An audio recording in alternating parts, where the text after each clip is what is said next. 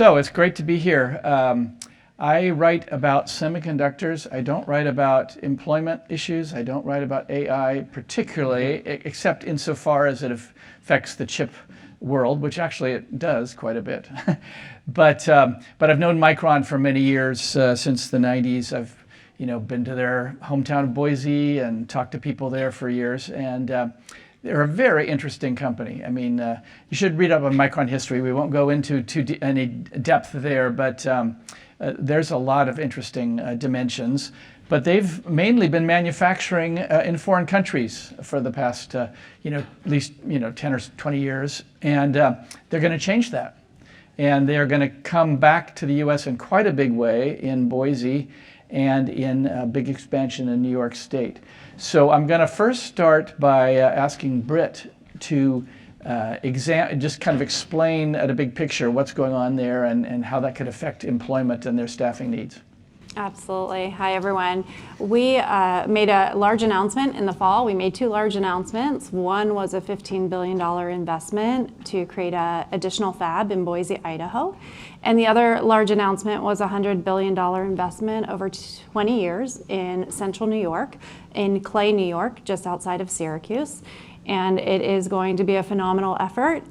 Certainly when they asked the previous guests, what's next for New York, we'd like to say we are, because we're coming, and for the last 6 months since our announcement, we've been very focused on engaging with the communities, the schools. We established a Northeast network of universities for the semiconductor network to further invest in education.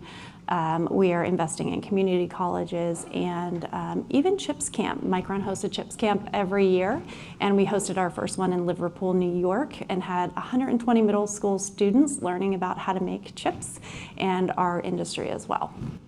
Have you put any rough numbers about the numbers of people you'll need to staff up those two expansions? Absolutely. So I think we've disclosed about 2,000 in Idaho initially for our fab there. And over the year, by 2025, about 9,000 in central New York, and growing that with about, starting in 2025, about 9,000, and then growing that up to almost 50,000 with supply chain workers and everyone in the communities that will help support that mega fab in upstate New York as well. So we're really excited about that. It's gonna change the landscape for sure of that state. Obviously, New York already has big semiconductor history, tradition, particularly in the Albany area. But this is going to be a big deal. Just to picture this a little bit, clean room fabs for semiconductor manufacturing are about the most complex things that humans have ever created. I mean, it's just insane. If you ever get a chance to go inside, I highly recommend it, although you'll have to get in sort of like a bunny suit with a mask and everything. But it's well worth it. And so talk a little bit about the skills that you guys need. I'm pretty sure that you need really high levels and then more manufacturing people.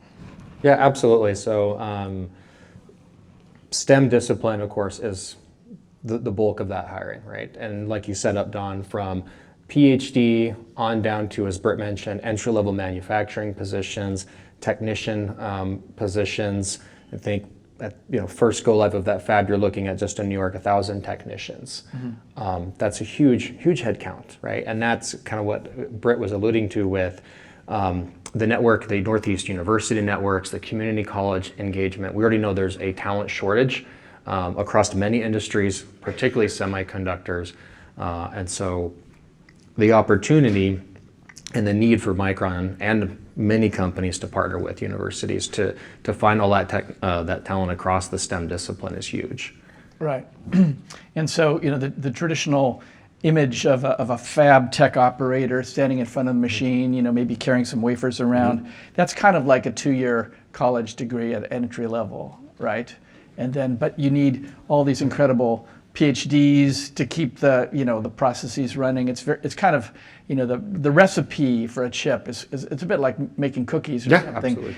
You got to have all the settings for all the machines and all the chemicals and all the temperatures and all the mm-hmm.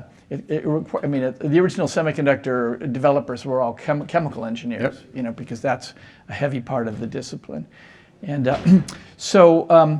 along with just getting the people you need, you have diversity and inclusion goals that you want to meet. Britt, could you kind of describe sort of Micron's philosophy there and what you're trying to accomplish? Absolutely. So we just released our We Are Micron Diversity and Inclusion Report, and we're really proud of the work we're doing there. And it's a global initiative. It's not only focused on North America, and certainly not only in New York, but our initiatives are to reduce some of the bias in how we attract talent and how we hire talent and how we employ talent.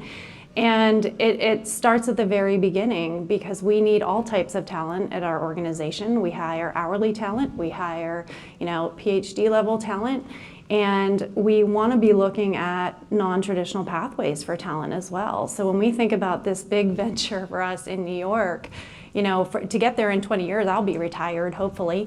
So I won't be there, but I hope we're planting the seeds to see that come to fruition. And that's going to mean talking to younger and younger students.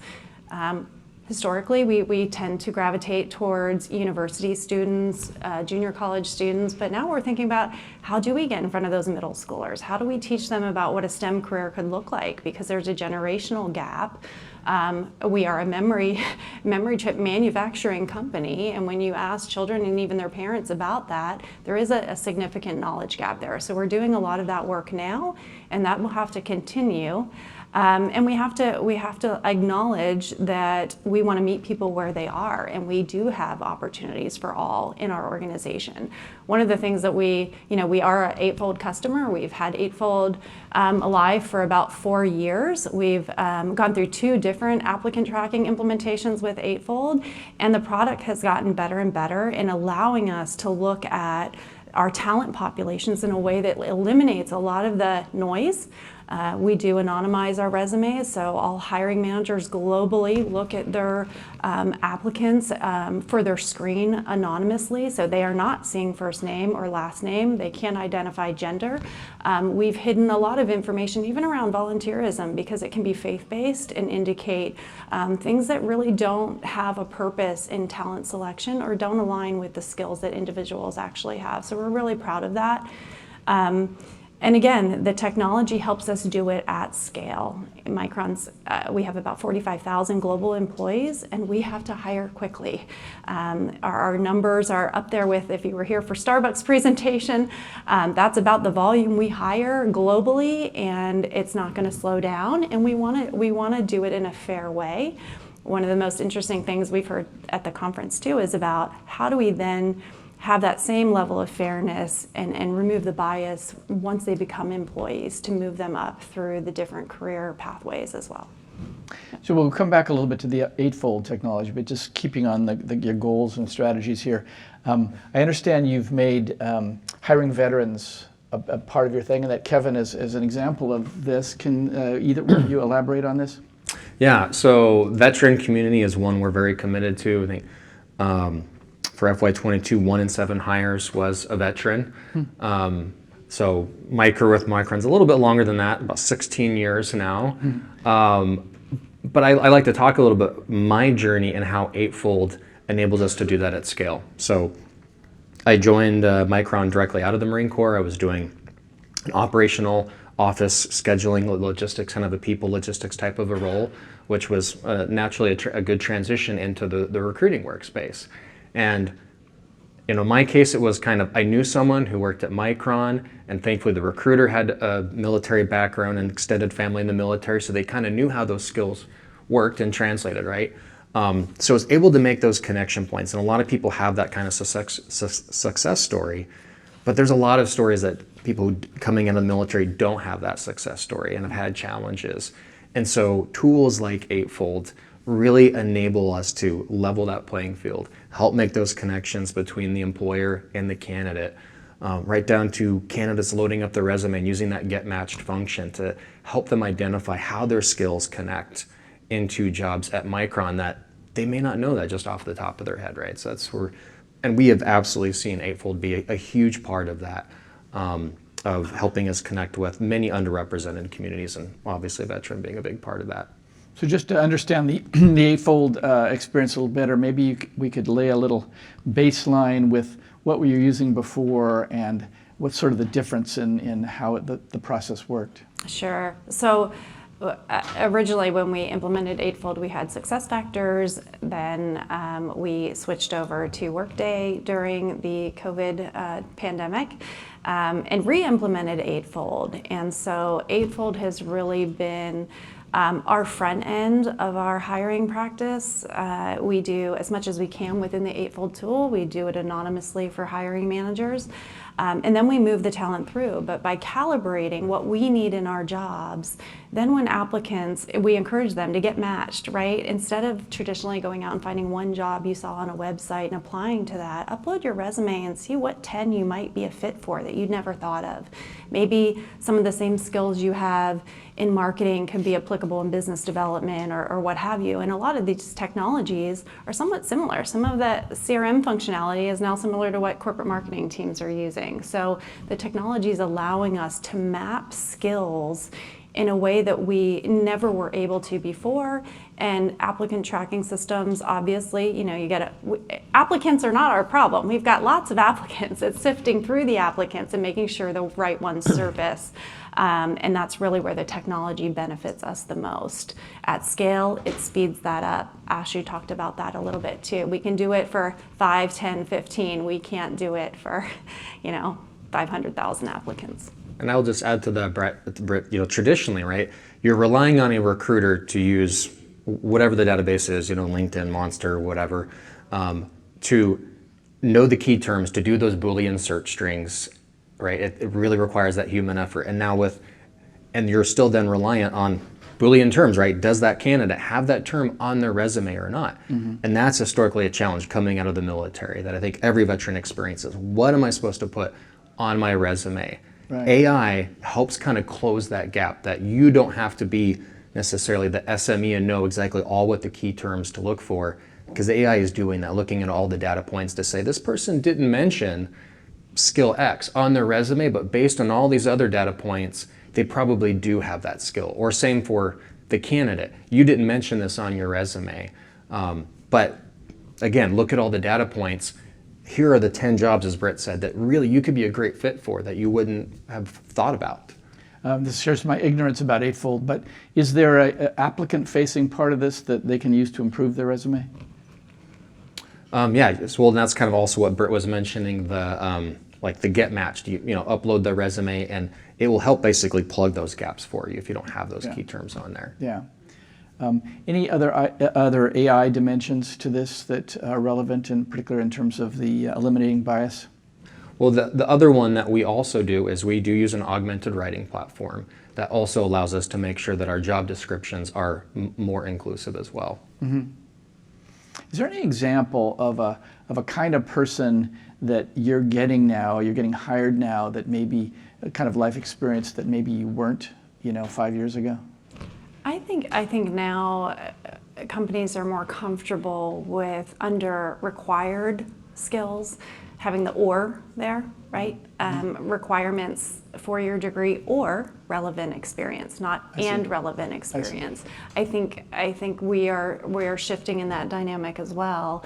Again, if you think about how you go to school and what you study, is that really the only place you could get those skills? It's not usually. You can acquire skills from just about anywhere through all different means and mediums these days, and we're looking for who has those skills, who brings them with them, and how do we map and take advantage of that, right? But also how we add a level of transparency to the workforce that shows them these are the skills you would need if you want that job, right? Upload your resume, see which ones you have, see how good of a fit you are, see where other candidates that are filling those roles are coming from, which organizations. It makes it more visible and transparent, so you also see the value. And as an individual, you see which of your skills are becoming a little rusty, a little out of date, and maybe not as marketable anymore, and which ones are your more marketable skills, and how can you upskill yourself to remain relevant too. I think it's creating a lot of transparency, but creating a lot of ownership at an individual level to really say, okay, I can see it right in front of me. It's very clear. Those skills that I thought were really valuable, perhaps aren't any longer, and we need to shift and reskill. But it's not just the organization that'll be doing that, it'll be the individual taking more control of their career as well. You mentioned a couple of times that you implemented and re-implemented the technology. What was that all about? Well, we went all in with a ERP change from SuccessFactors to Workday during the pandemic, and we re-implemented Eightfold at the same time in parallel. It gave us an opportunity to rethink how the tools were integrated.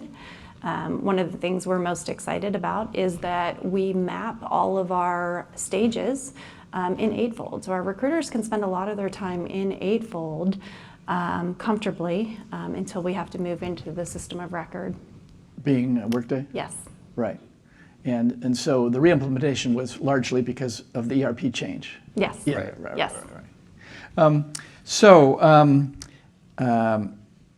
What are some of the metrics that you would kind of use to sort of measure your success with Eightfold so far? And how are you doing against them? Yeah, so we talked a little bit about what we accomplished in FY22, and of course then we're trying to continually improve on that and increase obviously our percent of our workforce and our hires that come from underrepresented communities. And again, that's where Eightfold enables us to do that. So like any company, right, you look at what's the total addressable market. You implement a lot of these front end, whether it's partnerships with communities, whether it's anonymizing resumes, the job descriptions, so the technology to also then protect against unconscious bias. And then you use your dashboards, your analytics that are available to say, okay, based on the addressable market, based on the outreach, like these are kind of like when you think of auditing, it's really not that much different than what we would have done many years ago before AI, right? Now you're looking at, here's the data set, here's what I would expect to see that pipeline, that flow look like, and then you watch for, say, statistical, significant deviations, right? And we haven't had those, but it gives you the ability to say, as I'm looking at my candidate flow, right? Does this look like the right behavior, right? Am I seeing that we are indeed, what I want to say, filtering in talent, right? And not unconsciously potentially filtering talent out. I didn't read deep into your report there, but did you show an improvement between, say, 2021 and 2022? Yeah, absolutely. Yeah, right. Can you remember what the percentages were, or the figures? None off the top of my head, I will Yeah. bet, Don, but we did see an increase from FY21 to FY22. Yeah. So the government has, indicated for the CHIPS Act and all this $52 billion they're going to spend, that talent obviously is just a huge roadblock. Everybody said this from the get-go of the whole thing, and they have put in a bunch of programs to try to help this. We kind of touched on some of them, I think, at the very beginning of the discussion. But anything there that you think is worth mentioning as kind of a promising addition to what was already going on? I think what's promising is everyone is committed to achieving the same thing, and that is really economic opportunity for all. Certainly in the U.S., certainly in New York, certainly in all of our states. And the communities are coming together to rally behind that. How do we bring economic opportunity for all? And I think the reality is we have to create awareness. We have to create awareness around what is semiconductor. Why would I want a career in semiconductor? Everybody said those jobs moved offshore. Well, actually, they're coming back now, and there's been many announcements about investments in the semiconductor industry. You're probably all aware of, our competition and tremendous amount of money being invested to bring back semiconductor manufacturing to the U.S. And it's not going to take one team. It's not going to only take TA. It's going to take talent management. It's taking we have a Micron Foundation team and our community giving team. We're making investments in childcare. You can't work if you don't have childcare for your children. There's a lot of really phenomenal components to this CHIPS Act, and we're excited to be, a part of it. And again, I think the work is continuing. Some days it feels it's fast tracking for sure, but again, these are big commitments for the future, and I think everybody plays a role within the company and within the communities as well to get us there. And that even means education, right? Investing in educators that are teaching their students about these skills, creating opportunities for them to have hands-on learning opportunities as well. It sounds like you've been doing some of this already. I love this idea of chip camps and middle schoolers and things like that. How do you sort of approach that, actually trying to get them excited? You know, we have a great team. I don't want to take credit for that. We have a fantastic Micron Foundation team that gets out there, and, you know, they're feet on the ground, and, you know, the CHIPS camps have been around for a long time, but the one in New York was the first one, and it was a really proud moment to see these kids who may have seen something in the news about, you know, our desire to come to Clay, New York, but now they get to experience what that would be like, and, you know, get to talk to leaders. There's also a lot of conversations happening at the university levels, the Institute for Veterans and Military Families in Syracuse. So we're just investing all around to create this awareness of why, and, you know, this is going to be exciting, and we're all going to compete for the same talent. So, you know, talent that knows about semiconductor, I hope in the future that's something that everybody can at least say a few sentences about what it is, and, you know, that will be certainly progress for us. Yeah, I know that you talk to university professors, particularly in electrical engineering, and they're feeling like, you know, the computer science guys, you know, it's all this AI stuff is getting everybody to go into software and machine learning and stuff like that. And how do we make the chip, you know, feel like it's really interesting to those guys at the sort of PhD, undergraduate PhD level. So. Any, you know, like I was almost like thinking about like billboards or you know, TV ads, or, you know, or anything sort of like really mass market kind of coming to the fore, you know? Yeah, well, I will say, you know, I happen to be on Realtor.com in New York, and there's that realtor that's like, Micron's coming to New York. Well, they're taking every opportunity to have a strategic hand in the game too. And I think, you know, as we're looking at, you know, obviously there's economic uncertainty, but, you know, there may not be a lot of jobs out there, but it's still an opportunity to reach out, to use technology tools, to use CRMs, to keep people warm, to keep them learning about what you're working on, learning about your organizations. And that's really been a focus is, you know, job traffic used to create a lot of web traffic, and without jobs, you're not seeing as much web traffic. So you're trying to capture your audience and meet them where they are digitally through different ways, through banners that happen to be on real estate sites, or banners that happen to be on, you know, other platforms where people are today. What are they looking at today? Just got a minute left, and I just wanted to, you mentioned economic uncertainty. Micron is in one of the most cyclical businesses in the world, and it's in a down cycle right now. Just really quickly, how has that affected your day-to-day life in the sense of, are you able to fill the job recs you have out there, or is it kind of on pause? So, you know, as you mentioned, right, economic uncertainty, so hiring may not be high right now, but like Britt talked about, the long-term growth potential, right, is huge. And that cycle is going to turn again, and so we have to get future ready and get ready for that. Yeah. So just when you say like our day-to-day jobs, so for me and Britt, it's actually we're actually even busier, because now's the right time, right, to be making those kind of process changes and system enhancements, long-term bets, so that, yeah, we're ready when the market turns. Great. Well, we're out of time. Thank you very much, and thank my panel.